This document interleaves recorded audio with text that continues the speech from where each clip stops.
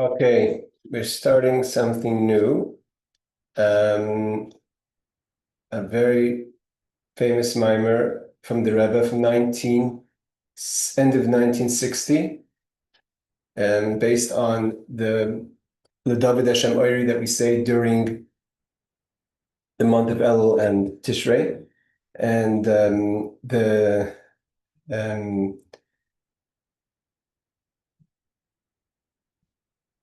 this is a Maamar based on the previous Labishin Rebbe's Maamar, very deep, with a very deep concept.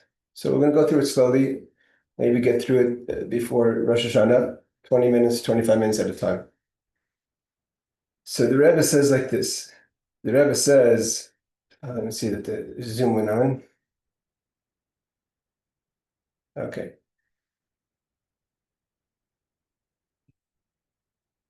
Seems to be a little slow here. So it says the Chomer Libi. We say in the capital the Chomer Libi, Bakshu Poneh. So what does it mean, the Chomer Libi? To you, my heart says, seek my innermost depth. So maybe so the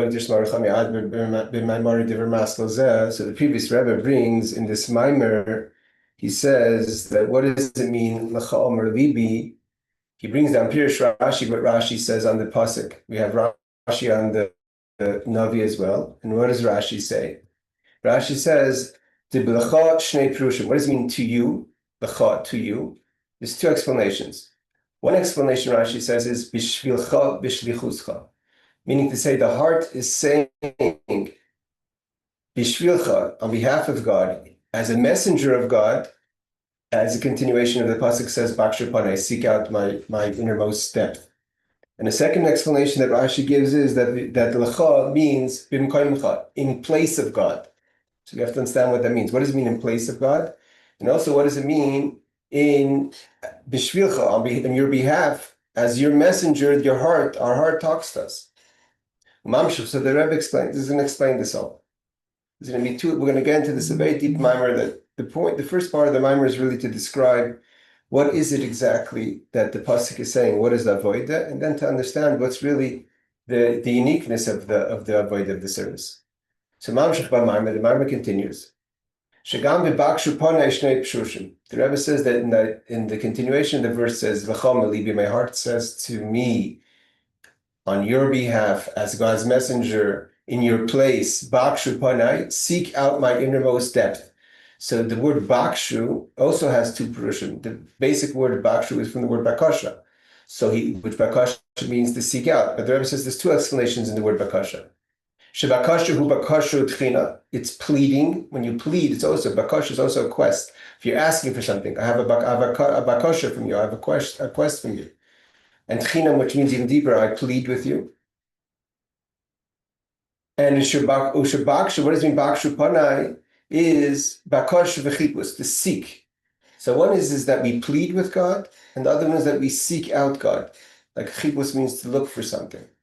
Umavar, the Rebbe explains in the Maamar, the Shnei Yonim Elu, Bakshu Tchina, these two ideas, to Bakasha Tchina, is to plead and to ask, and Bakasha V'chipus, to look, Levakish, to check, and to seek out, are both betfilah, are both within different stages of prayer. The tefillah, because what is prayer? He Bakasha Tchina.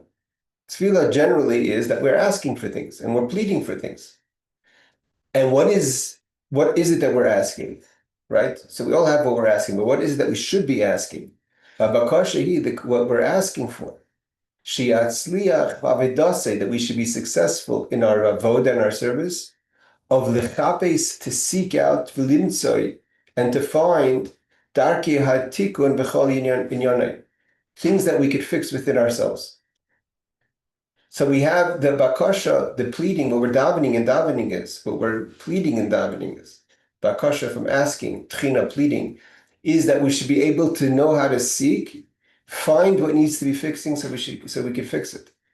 So we're asking Hashem for help to be able to do our avodah, to fix it within ourselves. Tikkun. And this is what the pasuk is saying. L'cha omer libi bakshu panei. that on your behalf, as your messenger, in your place, my heart says, Amar Libi, my heart says, plead so I could seek properly. And what is this? Why is it Libi? Why is it in my heart? These two ideas, to be able to plead that we should know what to seek out, and the actual seeking out itself are all within prayer itself. It means both stages of bakasha. One is the idea that we're pleading and asking from God, so that we should be able to levakesh, to find chipus, to find what needs fixing. Both those stages themselves are within tefillah. Not just that the first one, that we're praying that we should be able to find what to fix. The fixing itself is within tefillah itself. Knis Khalil, as mentioned before. And why? So therefore it says Libi. That's where that's all centered around the heart. This verse of Tehillim in chapter 27 says Libi, my heart. Why? Because tefillah hi avodah sh'malef. Because tefillah, prayer, is the service of the heart. So the prayer, the seeking, and the prayer of requesting to find the innermost depth of Hashem is all within the heart.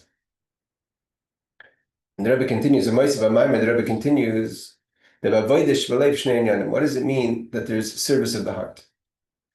There's betoicha lev ve'im alev. There's a service that's within the heart itself. The heart is the final product. That in the heart itself, there's avodah, the service, to reveal something. The tikkun, this thing that we're seeking, and we're going to see there's different stages, is all within the heart itself, or im halev, with the heart. So to say, the heart is a tool to accomplish something. So the Rebbe says, the Rebbe says we could say, so these, now the Rebbe is going to align. We have so far the lacha. What does lacha mean? So Rashi quotes, the Rebbe quotes two ideas. The first idea is lacha means in your place as your messenger, or on your behalf and as your messenger, or two, in your place. Then we say that there's two levels of the word bakasha. One is to plead, and one is to seek. Then we said there's two levels within the heart. There's, so to say, the avodah, the service that we do in the heart, which is tefillah. And there's the avodah that we do with the tefillah, that the heart is a tool to accomplish something else. So the Rebbe says, Yeshlomer, we could say, the Shnei Inyanim Elu, these two ideas, the two levels of the heart, of the voda in the heart, and the voda with the heart, go together in line with the two levels of bakasha. Bakasha of to plead, and bakasha to seek. Now bakasha v'tchina shebetfilah, the idea of pleading and requesting and asking in prayer, that's in the heart. The heart itself is pleading for something to be accomplished. In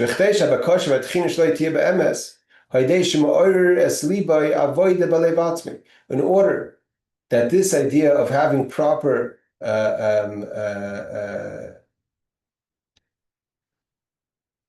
request and so to say pleading has to be, so again, the bakasha v'atchinish b'tefillah by the avodah b'teichalev, it's within the heart. The idea that you should be able to seek properly and desire properly, is after waking the heart itself, which is avodah b'alev atzmi, it's avodah in the heart with the heart itself. The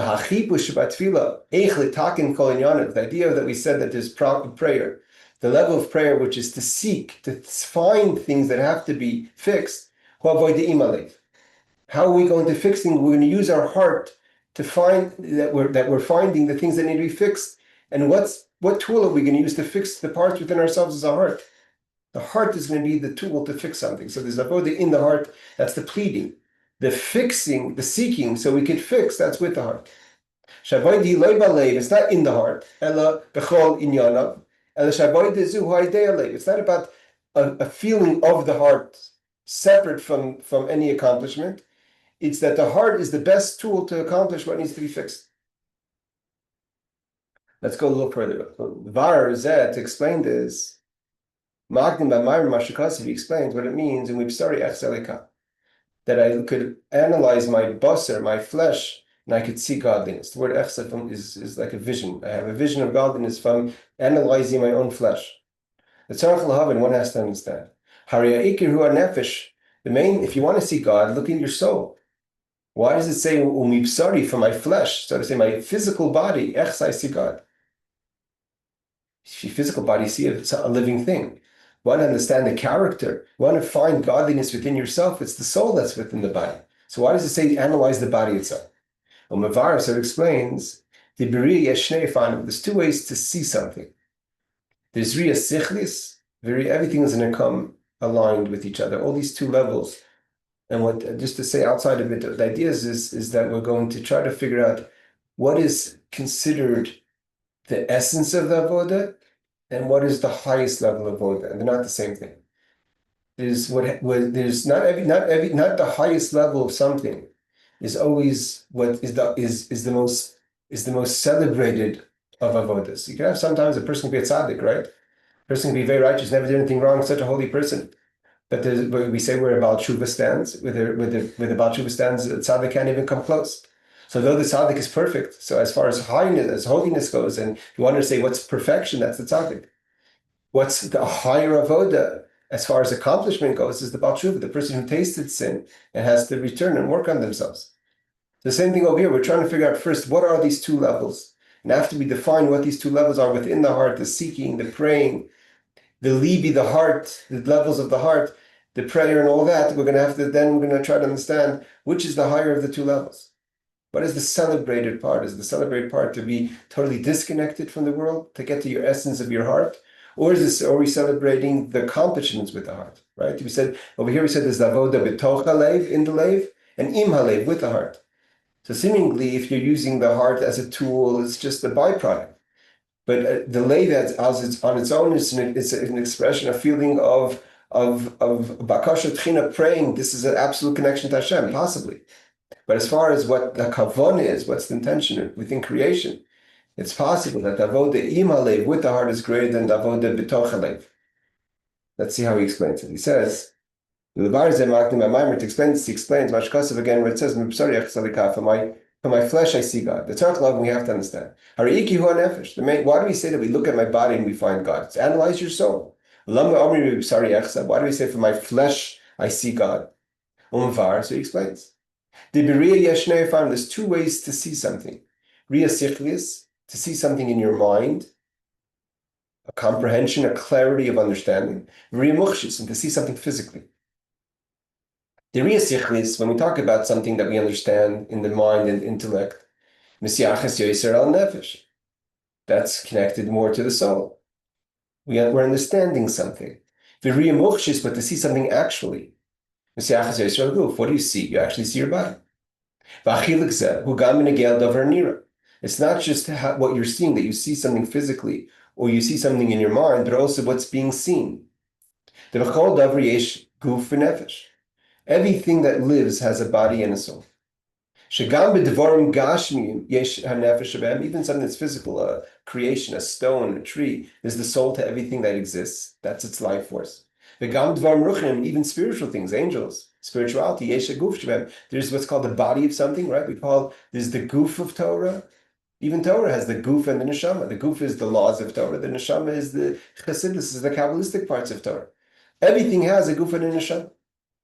Therefore, when he starts, that where do we want to see godliness is not in the soul part, so to say, the spirituality part, the esoteric part of the concept that we're looking at, but in the physicality of it, the flesh.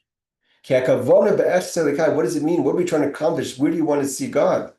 It's not to see it in your mind, but to actually physically see godliness. The Yeshem and Yonim Alikus, what does it mean physical? There are certain things of godliness. Now he gives an example, like Hashgacha Pratis, divine providence, where you see clearly Hashem's hands in what's happening in the world, in your life or around you. Where a person could see clearly. It's not even a question. There's no doubt that this is the God's hand within the world. The Yeshem and Yonim Alikus, the Rebbe continues. What does it mean that for my flesh I see God? The koiches ha-nefesh, nefesh ha'adam, ishtalshlis me'asfir sh'lamayla. We know that the soul of the person comes from the spheros, the 10 components of within godliness, the three intellectuals and 7 emotions, which are the moich, chachma, bina, das, and gvur, chesed, tiferes, netzach, hod, yesod, malchus. And from those 10 spheres comes the 10 components, the 10 kochas within the person. Like it says, let's make man in our image and our form. It's not just in our image and form physical, but also image and our form in the makeup. That a person is made up of 10 components, the 10 spheres, 10 strengths. So therefore, when you're able to analyze, you see the components, the character of within yourself, your physical character, not the spiritual character, but actual your tendencies of kindness, severity, how you react to things. From this, you can understand how God manifests in these reactions as well.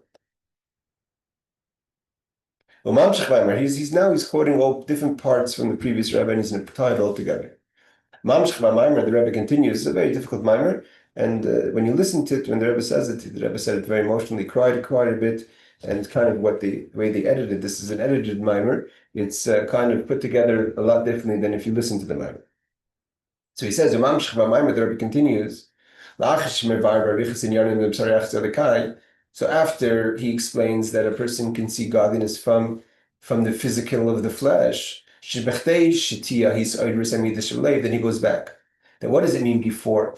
That a person has to work with the heart or within the heart. So how do you awaken the midos, the attributes of the heart?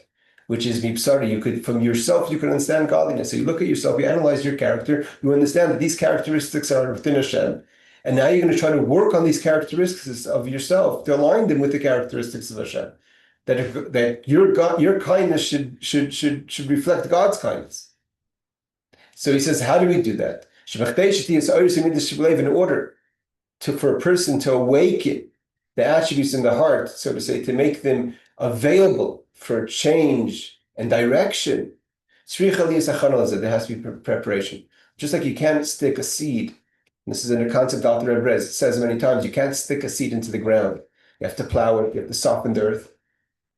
Chrisha, there's all the parts that we have to do to make the earth an available receptacle to the seed, so the seed could grow properly into a plant or a tree or a vegetation. So to the heart, which is, so to say, the ground of the person, that we're trying to awaken within it the emotions and to align those emotions with the emotions of Hashem. So you have to prepare the heart for that. The heart is not naturally prepared, like an earth is not naturally prepared for growing. Although that one would say, what do you have to do when you contemplate about God? Your emotions start to respond to that information. We know his boniness about God, that all the Psukkah, the Zimra, and the davening is all that. When we say Shema Yisrael, we should feel the love, we should feel the yichud, that we should want to connect. So that's his boniness, but he says that's not enough. In order for the hisbaininess to work, in order for the ground to be a ground that's ready to be receptacle to start being worked on, to start growing, giving growth of av and ira, of love and fear, you have to work on the ground, on the heart. And what does that mean? It's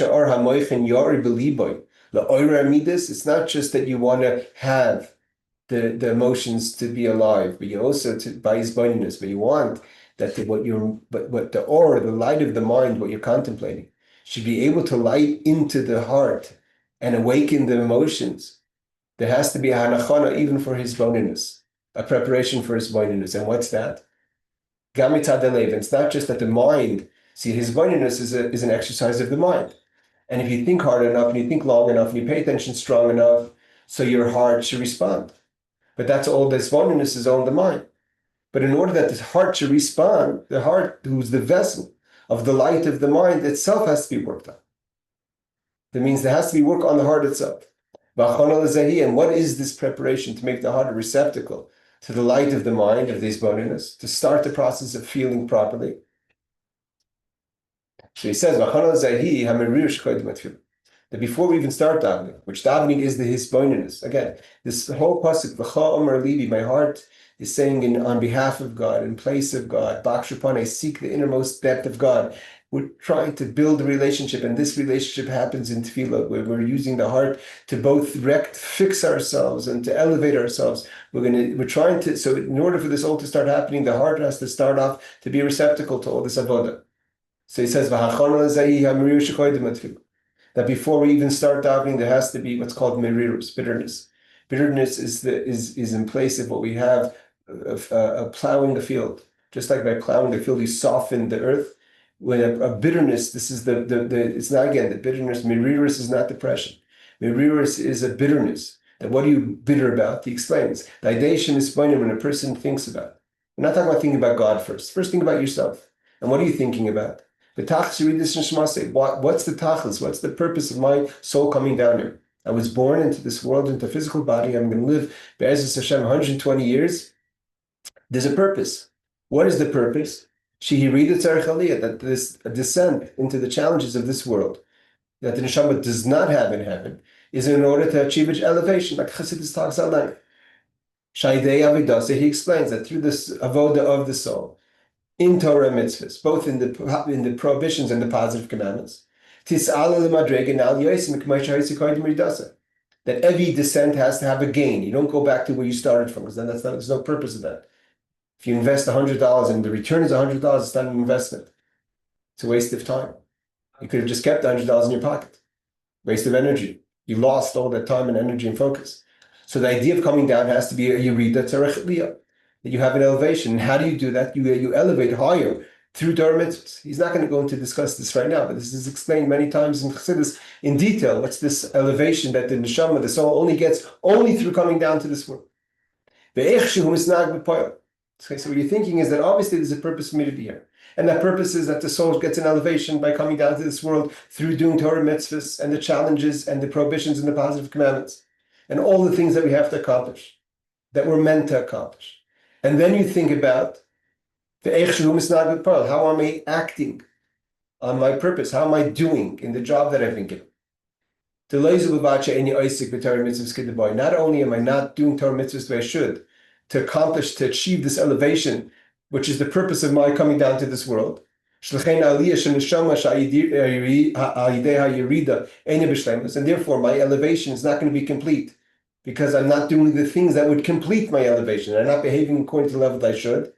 But even worse than that, there's negative things that I'm doing, things that are not desirable. So not only am I not being productive, that my soul came down to a certain depth, and I'm lowering it even deeper than it was, or lower than it was initially, by doing the transgressions or doing the things that are not positive. And there's many levels of that. It doesn't have to be an open sin. It could be the preoccupation, what matters, agendas, all those things that tie you down and bring you lower than where you're supposed to be. You're supposed to go to a certain depth to be able to do Torah mitzvahs and start elevation. Instead, you're getting caught in the depth and bringing it down even lower. Or befrat, when a person continues to think about it.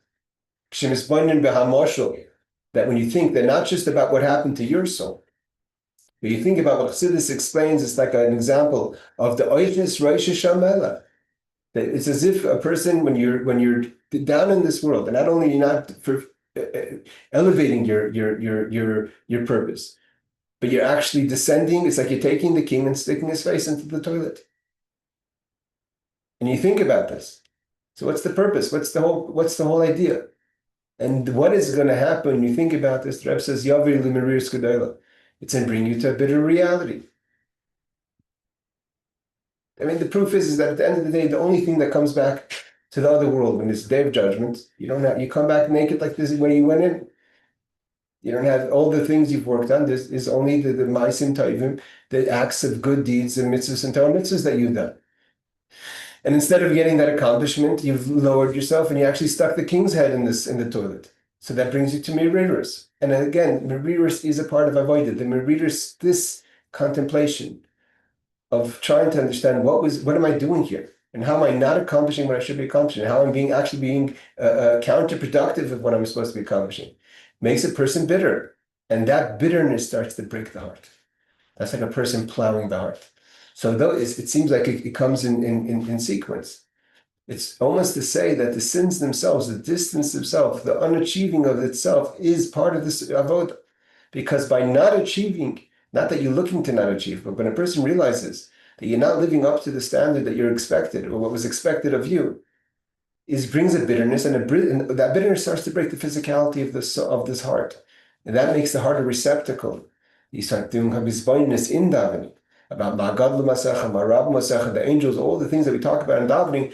Then the heart is a receptacle to start responding to that. So if you wonder why is it that I daven and I'm not responding, because you never worked on your heart before you started to daven. By ideyam riris, and after a person goes through this bitterness in self-contemplation of what's going on, is nasa charisha b'karka livave, that is making the plowing, the dirt of your, so to say, the earth, the ground of your heart. Shenasa muchen, and now the heart is a receptacle and ready. This iris to be aroused and awakened.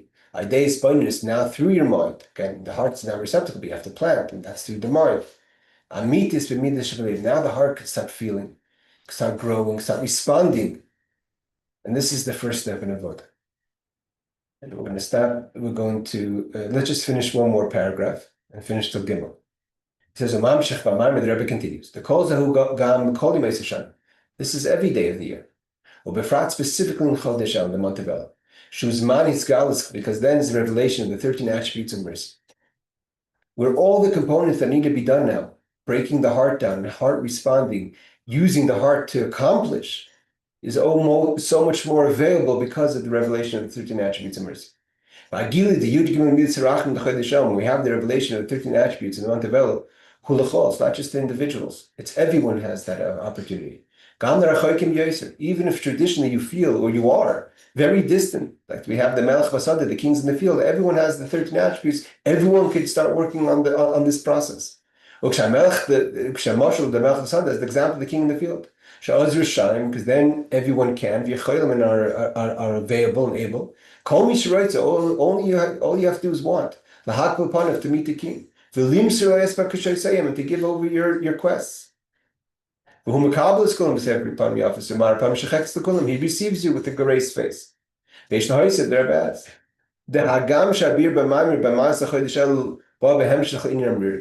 Although seemingly what the Friedrich Rebbe is saying, that Elul, as a continuation of the Avodah, we said the initial working on the heart to bring the bitterness, to break down the heart. The Kivan Shvel Hu Hagil the Yidgumis Rachmim. Because of the 13 attributes that's revealed, the king is in the field, it helps us to start this process of breaking the hardness of the earth of the heart. The Rebbe says not enough. But because it's in Elul, it also has to be added, because he talks about the bitterness, and he can say, a person may think that Elul has to be a depressing time.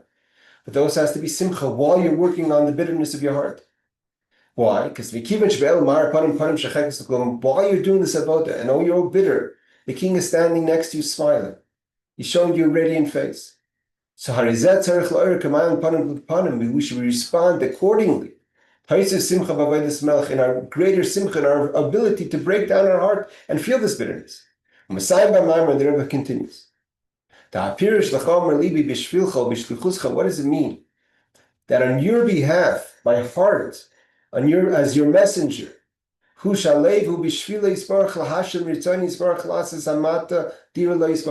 mean on your behalf?